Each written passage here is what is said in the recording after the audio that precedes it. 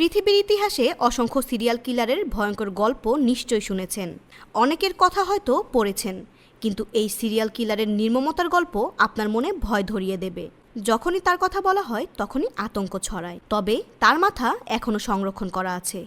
1836 থেকে 1839 সাল পর্যন্ত সে প্রায় 70 জনকে হত্যা করেছিল। এদিকে সে তার দলবল নিয়ে একজন বিখ্যাত ডাক্তারের বাড়িতে অভিযান চালিয়ে 4 জনকে হত্যা করে। সেই খুনের পরেই পুলিশ রাস্তা আটকে তাকে ধরে।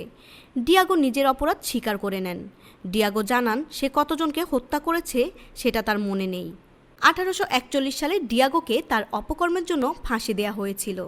সে সময়ে ফ্রোনোলজি অধ্যয়নের প্রচলন ছিল।